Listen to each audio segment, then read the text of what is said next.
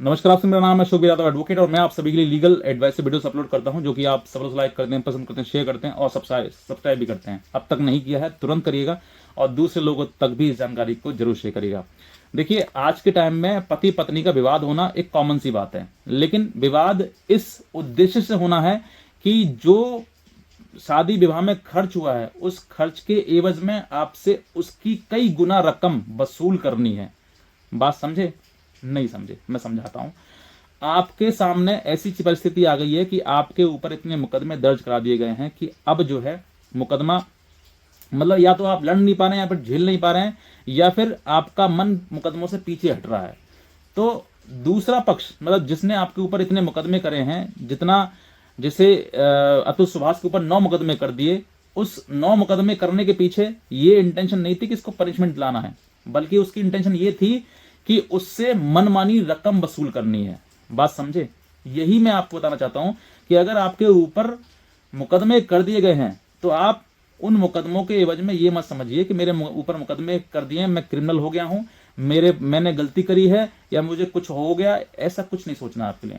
जिस बंदे ने, जिस व्यक्ति ने आपके ऊपर कॉल की, मतलब मुकदमे किए हैं झूठे, उस मुकदमों का सिर्फ और सिर्फ यही उद्देश्य होता है कि आपसे मनमानी रकम ऐंठनी है, दूसरा आपको नीचा दिखाना है, बस। अतुल सुभाष के केस में भी यही हुआ कि उसने 302 का मुकदमा लगाया लड़की ने, 370 ऐसी धाराएं लगाई उसके ऊपर, दहेज का मुकदमा लगाया, मेंटेनेंस का लगाया और भी अन्य, पता ना 9 मुकदमे। सोच कर देखिए कि क्या मेंटेलिटी रही होगी उस महिला की जिसने 9 मुकदमे उस पति के ऊपर लगा दिए, जिससे उसने उसका एक बच्चा, पत्नी, मतलब ऐसी पत्नी, क्या कहेंगे उस पत्नी को। तो सोच कर देखिए कि जिस इतनी क्रूर मेंटेलिटी कि उसने 9 मुकदमे पति के ऊपर लगा दिए और उसके बाद मतलब उस व्यक्ति ने, जो तो सुबह से उसने सुसाइड कर लिया। अब ऐसी परिस्थिति किसी के भी सामने आ सकती है। ऐसे एक बार ये अतुल सुभाष ही नहीं है, बाकी और भी बहुत सारे पति हैं जो ऐसी कंडीशन में फंसे हुए हैं जिनके ऊपर बहुत ज्यादा मुकदमा दर्ज करा दिए गए। तो आप उन मुकदमों के पीछे जो इंटेंशन है वो ये समझिए कि इतने मुकदमे दर्ज कराने के बाद रहने की मंशा उस महिला की है ही नहीं आपके साथ, लेकिन वो कोर्ट में यही कहेगी कि मुझे रहना है। वो क्यों? क्योंकि वो चाहती है कि न्यायालय उसको एक सॉफ्ट कॉर्नर दे, क्योंकि वो महिला है, इसीलिए। तो आप ये समझे कि उसने इतने मुकदमे लगा दिए हैं, वो मेरे साथ रहना चाहती है? नहीं, उसकी मंशा ऐसी रहने की है ही नहीं। अगर वो रहने का मंशा होती तो मैं इतने मुकदमे तुम्हारे ऊपर दर्ज नहीं कराती। ये एक कॉमन फैक्ट है, जो सच्चाई है, जो आपको हो सकता है कि आपको हजम ना हो, लेकिन मैं बताना चाहता हूं आपके लिए कि उसकी इतने मुकदमे दर्ज करने के बाद वो खुद समझती है कि इतने मुकदमे करने के बाद, 5, 6, 7, 8, 9 मुकदमे करने के बाद साथ रहना तो संभव है ही नहीं। उसको खुद पता है, जो मुकदमे कर रहा है, क्या उसको नहीं पता है कि मैं मुकदमे किया तो मेरे दुश्मनी होगी या रिश्ता बनेगा? ये नहीं पता उसको। क्या वो बच्ची है? बच्ची नहीं है। वो जानबूझ कैसे कर रही है, क्योंकि अब जो है जितने ज्यादा मुकदमे उतना ज्यादा डिप्रेशन, जितना ज्यादा डिप्रेशन उतनी ज्यादा टेंशन, जब टेंशन तो फिर आदमी टेंशन हटाने के लिए ये सोचता है कि पैसा दो, खत्म करो इसको। और यहीं पर आप गलती कर देते हैं कि महिला ने जो मुकदमे किए वो इसलिए किए कि भाई रकम ऐंठनी है, मोटी रकम ऐंठनी है, और आप वही ये सोच रहे हो कि भाई रकम दे दबा के खत्म करो। नहीं, आप मुकदमा लड़ लीजिए, जितने झूठे मुकदमे करें वो सब लड़ लो, कुछ नहीं होने वाला, लेकिन आप ऐसा समझौता मत करिए जिसमें कि रकम आपसे दी जा रही है। आप सोच कर देखिए कि जिसने इस एवज में, मतलब आपसे मुकदमा करने के बाद आपसे पैसा ले लिया, तो क्या हुआ? ये ब्लैकमेलिंग हुई नहीं हुई? तो क्या ये ब्लैकमेलिंग, मान लीजिए आज आपका समझौता हो जाता है और कल को फिर क्या वो मुकदमा नहीं कर सकती है? क्या कोर्ट, न्यायालय बंद हो जाएगा उसके लिए? वो और मुकदमा कर सकती है आपके। अब ये मुकदमे किए हैं तो कुछ और मारपीट किया या उसने छेड़छाड़ कर दिया या कुछ और भी मुकदमा आपके साथ कर सकती है, तो फिर आपसे पैसा मांगेगी। बताओ कहां दोगे पैसे आप?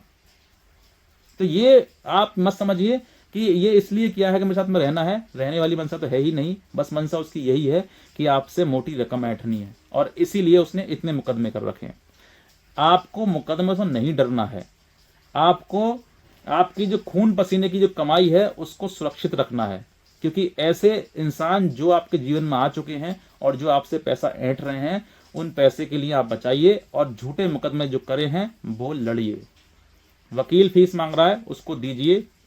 और मैं कहता हूं आप खुद भी लड़ सकते हैं, अपना मुकदमा खुद भी लड़ सकते हैं। अपने आप को इतना काबिल बनाइए कि आप अपना मुकदमा खुद लड़ लें। हर चीज का ज्ञान रखिए, नॉलेज रखिए और वकीलों से पूछिए, जानकारी लीजिए और पढ़िए। पढ़ोगे तो फिर समझोगे और फिर अपनी लड़ाई भी खुद लड़ पाओगे। तो आपको वो चीज़ नहीं समझनी है कि भाई इसका मुकदमा जो है हमारे ऊपर, हमें सजा हो जाएगी, हमें ये हो जाएगा, वो कुछ नहीं होगा आपके ऊपर। आपको सजा कैसे हो जाएगी? आपने कोई अपराध किया नहीं तो आपका झूठे मुकदमे आपको सजा हो जाएगी। अपनी बात रखिए न्यायालय के सामने, देखें कैसे सजा हो जाए। आप बताइए अपने आप को कि साहब ये झूठा है, ये इनोसेंट, हम इनोसेंट, हमारे ऊपर सिर्फ झूठा हमें फंसाने के लिए हमारे मुकदमे लगाए गए हैं, हमसे पैसे की मांग की जा रही है इसलिए मुकदमे लगा जा रहे हैं। मतलब क्या है कि कानून की आड़ में ब्लैकमेलिंग, सीधी सीधी बात है, कानून का दुरुपयोग करना। तो आप ऐसा समझौता मत करें जो पैसा आपसे कई गुना मांगा जा रहा है। अगर हाँ थोड़ा बहुत सेटलमेंट, अगर हाँ ये जेन्युइन चीजें सामने आ रही हैं तो कर लेना चाहिए, उसमें कोई दो राय नहीं है। लेकिन जहां पर ब्लैकमेलिंग जैसी कंडीशन हो रही है या फिर आपको भाव आ रहा है कि ब्लैकमेलिंग हो रहा है, तो ब्लैकमेलिंग में आप ना फंसें, सीधा कर दें, जो होगा देखा जाएगा, लड़ना है बस।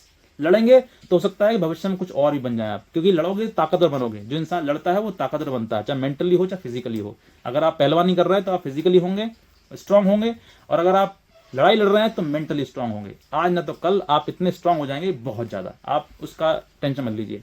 तो आपको ऐसा समझौता नहीं करना है जो कि पैसा देकर हो रहा हो। आपको अगर मुकदमों का डर है तो मुकदमे लड़ते रहिए, समय पर आपको हर चीज आती रहेगी। और जितना पैसा, कई लाख कई गुना आपसे पैसा मांगा गया, उतना पैसा भी नहीं लगेगा। न्यायालय में हर चीज फ्री मिलती है, न्याय फ्री है। जितना पैसा हो सकता है कि वो आपको हो सकता है वकील ले ले या फिर आपके वैसे छोटे मोटे खर्चों में खर्च हो जाए, लेकिन ज़्यादा इतना पैसा नहीं लगेगा जितना आपसे मांगा गया है। तो बस मैं इतना ही कहना चाहूँगा, ऐसा समझौता आप बिल्कुल मत करना, यही मेरी एडवाइस है इस वीडियो को पूरे माध्यम से।